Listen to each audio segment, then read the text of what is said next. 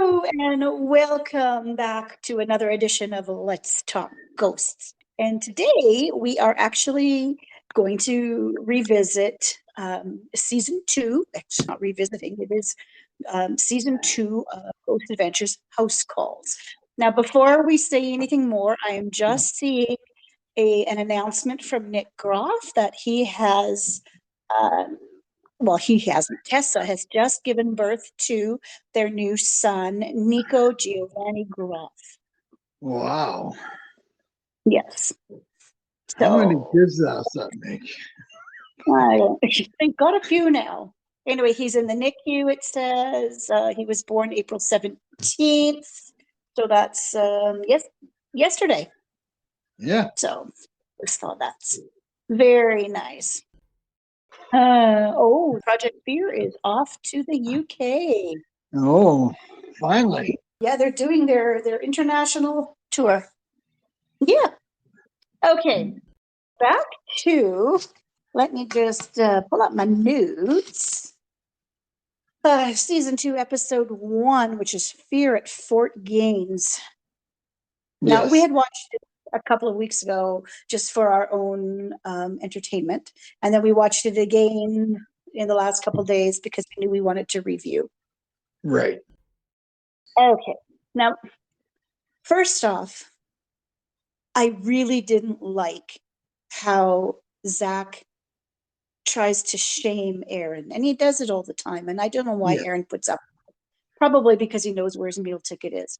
But he's connecting the Zoom calls, and Aaron is probably trying to finish up something that he was eating. So he's chewing, he's got his mouth full, he's chewing. And immediately Zach calls him on. We're doing a Zoom call. Yeah, okay, whatever, dude. I'm trying to finish what I'm eating. But he doesn't even say anything. He later goes on to say, oh yeah, and then when we're next time we talk, and you pick your teeth out or brush your teeth or something. I'd like to think he's trying to be funny because he and Aaron are friends. They've been friends for a long time. Yeah. But it just didn't come off as being funny. Well, he's a rude fuck, and he can be, yeah. Yeah, I don't like him. In episode 2 at the very beginning, again, Aaron is doing something, and this makes me think twice that maybe Aaron is doing this on purpose, just to get a rise out of Zach. Yeah. That is a possibility too, in which case he deserves what he gets, right? Because in the second episode, he's wearing one of these umbrella hat things, and he's outside enjoying the sun or something. And Zach calls him on that. Well, every time I call, you're doing something? Well, apparently. Which makes me think maybe it's a Aaron thing, trying to get a rise out of Zach. Now, I know people like that. My own father was like that, trying to get a rise out of people until you piss them off enough that they say something nasty to you. So, I mean, that easily could be what's going on there too. I don't know. So let's get back to episode 1. And this is Haunted Mansion. Gentleman has his mother living upstairs in the upstairs rooms as the caretaker to this haunted attraction. And he says he's always wanted a haunted attraction, which leads me to believe this is just an old big house that he bought, and he's turned it into a, air quotes, haunted attraction. So it's not really haunted to begin with until he brings in a bunch of this stuff. Well, I don't necessarily agree with that because there were so many murders in that house. I'm getting there. I'm just saying that when he bought the house, a lot of that stuff wasn't known. He bought it because he wanted to make an attraction. Yeah. And at one point, Zach actually says that to the guys when they're having a review. He says, do you think this guy is making this up just for attention for his attraction? And I liked hearing that because you never know sometimes when people call for help with a haunting, and then you find out they've been selling tickets. So that was interesting. But we did find out that there were not 1, but 2 murders in the building. One of them is in the bedroom where this woman is sleeping. Yeah. Yeah. What I found really interesting is the EMF in this place going absolutely crazy. with no power on. Well, yeah, Billy really goes scientific and he Yeah. really takes over the debunking of trying to figure it out. Now, this is one of the things that I like about Zach not being there is the guys really kind of find their own niche and they basically run with it themselves. And it's really cool to see the different dynamics. So Yeah. yeah, Billy is trying to eliminate what could be causing this. He tries turning off the Wi-Fi router and then he turns off the power. Because these spikes are going nuts. But the one thing that I really wonder, just because you turn off the power, some of these old pipes and wires, they don't Yeah. have to be connected to power to have high EMF. Yeah. And Exactly. later in the bedroom, he's showing his detector as he's going closer to the floor, the EMF is climbing and climbing and going crazy. To me, I wonder if there is something in the construction of the building. Well, I would have went downstairs under because I don't know what floor they were on, but I would have Mhm, went if there's a basement and looked for pipes and mhm. looked for power junctions and stuff. But that's me. But he did, check out the electrical box, which I thought was Yeah. good. But Yeah. to me, it felt like this whole house was a fear cage, the entire house. Yeah. Yeah. And the more time you spend in it, the worse you're going to say. And Zach actually talks about the EMF. It can do, hallucinations and stuff, which makes me also wonder, is this some of what's going on? Right. The other thing I found odd was when they get the lady to stand on the second step at the top of the stairs, you Right. get that anomaly that looks like it's trying on the SLS trying to, push her down. Right. Same anomaly when Aaron is standing there. Is it an anomaly or is it faked somehow? Well, you've seen it in Damon's. Yeah, in Dalen The Spratt. he and all of a sudden there's a stick figure there. Yeah. I don't like those things. Yeah, and that's what I'm saying. What is it actually mapping? Is it Yeah. mapping something trying to push him down the stairs, or is it mapping something else? Because I don't trust it, just like you say. Yeah. Why is it just when it's on that second step? That's my thing. It's on the second step from the top. Yeah. But not on the first step, not at the top, the second step. And Yeah. both of them are the same. Yeah. So what is that? To me, that was a red flag that went up right there. And they didn't pick up on that. Yeah. So what is that? I don't know. I don't know. I mean, they were doing a really good job trying to debunk, but I think they missed a few key things. Right. So that was really quite interesting. And I do like at the end when they have their analysis at the end when Zach comes back and they've analyzed analyzed it all, and he does say, you get your mom out because regardless of the reasons for all that high EMF, she has a heart condition, and look at she's now in the hospital because of that heart condition. And electrical fields will play havoc with your heart. Yeah. So I thought that was really good. Yeah. So I whether this agree. guy was trying to get attention for his, and I believe part of it is that he wants Yeah. attention for his attraction because she didn't look overly scared. In fact, in Yeah. some spots, she was smiling and stuff Yeah. when she was going through the motions with them. So I think a lot of it was for attention, Yeah. but I understand Ghost Adventures crew wanting to be thorough and wanting to be sure that it wasn't something. And if there is something there, which there very well could be, at this point now, it's dangerous for her. So Yeah. short periods of time, sure, come in out with your people, having selling your tickets, doing your thing, but don't live there. No. Don't live there. And I suspect as time goes on, that haunting's only going to get worse. Yeah, and not to forget about the woman who was cheating on her husband, and he's got a, a mannequin on the same Yeah, bloody bed. yeah, the bed she was murdered on. Yeah. Yeah, Yeah. Yeah. So like, that's why I said, I'm sure that there's haunting there, Yeah. but I think it's being magnified by all the EMF. I don't think the EMF is being caused by the haunting. I No. think it is causing the haunting. It is amplifying what's already there.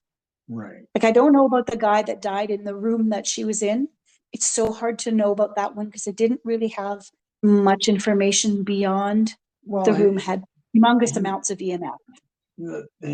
he shot his lover, her lover, Yeah, in that room.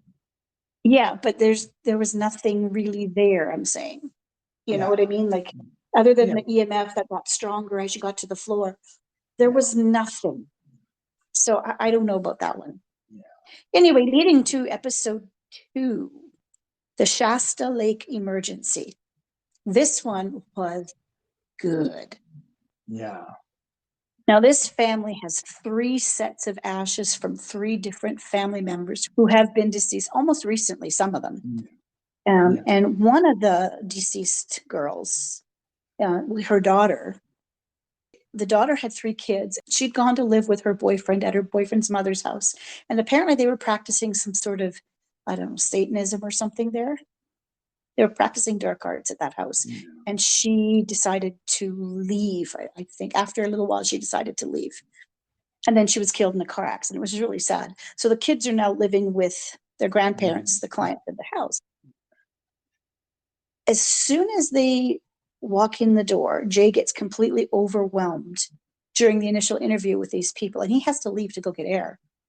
He's not feeling well. He just doesn't feel good. Aaron goes out with him. Billy takes over everything, and he takes everyone outside into the backyard to kind of get some fresh air. That's good. It turns out the owners of the house, first of all, they're both, the husband and wife are both firefighters, so they are completely comfortable, or I shouldn't say comfortable, but aware of death, and they've been around a lot of death, so they know that sort of thing. Right. And it turns out that prior to them moving in, to them buying the house, there was a death in the house. So, okay, interesting. And then after they're interviewing, he takes them to parts of the house. He looks at, I think it's Lauren, and says, "Where's Jay?" And Jay still hasn't come in. So he's still out in the car, and now he's on the phone with Zach. And Zach is I guess talking him down and talking about what's going on, and says that he needs to be cleansed. So one of the things that I really liked about Zach not being there, and I mean, we all know our feelings about Zach. He can be a bit of a dick, right? Mm-hmm. But in this case, this show, and there's a lot of people that I've seen making comments about, oh, it's not the best because you're not there, Zach, and oh, Zach should be there. No, in this case, I think he does a fantastic job directing things from where he's at. He is able to continue to research. He is able to sift through the information he finds and put it into context and perspective. And then he's able to relay it to the team on the ground. Yes, but Along with, yeah, and I think he does a really good job of that. I don't yes, think he needs to be there all the time. no, I but really enjoy the dynamics of the team without him there. And I like seeing Lauren, more of Lauren. It's different having a woman as part of the team. I mean, just hormones alone, it changes things a little bit. And spirits would, I mean, you had one of the spirits interacting more with her than with the males. I thought that was interesting and good. And for people who are just, oh, Zach, you need to be there. Come on. It isn't always about Zach as much as he wants to believe it. It isn't always about Zach. And I think he's done a good job with this. I mean, first season, I wasn't sure. I mean, I liked it because he wasn't there, but I really like his role. I like the role he's taken on. Here. okay. Can I say something now? Yes, now you can. Yeah, thank you, Gabby. Sorry, I had a lot to say. Yes, apparently. But the one thing that he does that I can't stand.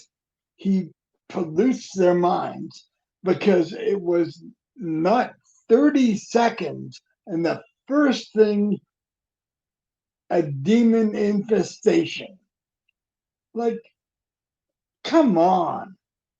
You know, there's ashes and stuff, Yeah. but there's no talks of demons, but that gets in their minds and fucking everything. Now it's got to be bad, you know. That's true. And, I wonder if some of that stuff is taped after the fact and then edited in, like some of that, the B-roll stuff. I have Makes me no idea. wonder. The thing with Jay getting sick, Mm-hmm. he could have been sick before he went on the investigation. Yeah, and he could have gotten sick because of high EMF and stuff too. I mean, I know what that's like. Yeah, but there was no EMF in that house, or they would Well, have said that. So yeah, but still, I know what it's like to be overcome by I know, but stuff like he that. was even in the house. So he came from Yeah, but the. he was in the garage mostly, and apparently there was something there with him. Yeah. The only thing that I didn't like was when they're looking at the angle from him puking, you couldn't really see if he was actually puking Well, you could or if he hear. had a dish bottle water or something and squishing water down. Yeah. Um, I it don't to think me, they would fake that, but I don't think so either. I But guarantee he was sick. But I'm saying, like, he walked in the house. He said, "Oh, guys, I'm not feeling well. I'm gonna leave."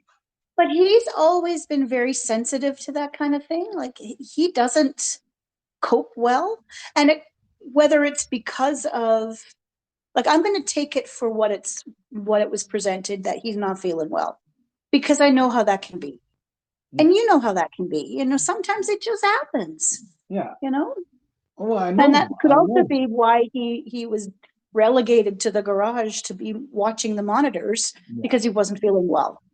Yeah. Right. I think that's probably the case, because I remember the time when I got completely overwhelmed at that house in Signal Hill, and I had that projectile vomiting everywhere. After that word, there was no way I could carry on investigating. I went to monitor the cameras and relieve the person who was there and let them go investigate, because there was no way I could have. I just felt so poorly. And I think that's what's happened with him. I did notice they didn't talk about Lauren and getting her leg getting scratched very much, but you could see those scratches appearing on her leg. Oh, yeah. When they actually put the light on there, but they just kind of touched on it very, very lightly. They talked So about that the was, hallway, yeah, the hallway very, very lightly there. Yeah. But But if it had been Aaron or something else, they would have, they would have, a little bit more, because she's still very new with them, in front of the camera. So I think that's good. I And like her. I really, I'm enjoying it now more than before, because now I'm kind of really seeing the team members. It's different. Like I said, I like the role Zach has taken with this. Yeah, we know that he's likely done this because, first of all, he's probably got a lot of pokers in the fire, but secondly, he hates to fly, and most of these they have to fly to get there. Yeah, he doesn't like to fly. But I do like the role that he's chosen, and yes, he can be very directorial, and the guys are sometimes very susceptible to They're not that. sometimes. You said demon. Oh my God, it's a Because demon. that's the way they've been conditioned, right? Yeah. Well. They've been conditioned to that. Yeah. At the Well, very end of this whole thing, Billy does cleanse the house, which, another thing, they've never done this with the other Ghost Adventures things before, but with his house calls, they actually do try to help the people. And that's the other thing out. So he actually does cleanse. It's not completely effective, I don't think. I think At the end, when Zach is going through the analysis and talking to the people, I think he's spot on when he says some of these ashes need to be removed. Well, And yeah. how and how he says that he's in his, because he is an empath, how he feels that her ashes should be released in the river. But earlier, and this is what was interesting, earlier they had said that she used to like to sit by the river, and she would say she was helping the spirits cross. So yeah, maybe that's where she needs to be, is in the river. Yeah, maybe. Yeah. All in all, I thought it was that second one was really good. I really liked it. I like the second one better than the Yeah. first one. The first one was okay. Yeah. First one was okay. It was a good re-entry back into House Calls, because it's been such a long time since we had new episodes. I really like it. I'm going to continue to watch these. But yeah, so I know that last time we reviewed, we weren't big on Zach, and we were always big on, oh, he's not here and it's so great. Yeah, but I like where he's at now. I am starting to enjoy the new role that he's taken on. His knowledge, I'm not going to deny his knowledge. He knows stuff. Like, he's very knowledgeable when it comes to the paranormal world. He's done his homework. He's done his time. He's just a bit of a dick. But his knowledge, I don't dispute that at all. So for him to be directing this from afar, I don't think that's a bad thing. I think he should do all the shows from home. Oh, yeah. He can be the chair guy. He can be the chair guy, yeah. Directs, So yeah, it was good. I really enjoyed this.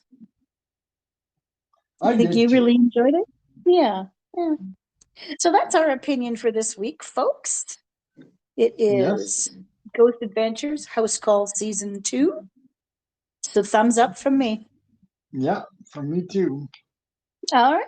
Well, everybody, have a great day. The sun is out. A little bit windy here in central Alberta, where I'm at. Snowing here in Saskatchewan. It's snowing. I'm so glad I'm here. Again, I'm away for work. So anyway, folks, have a great day, evening, afternoon, wherever you are in this big wide world. We'll talk to you again soon. Happy haunting. Bye now. Bye.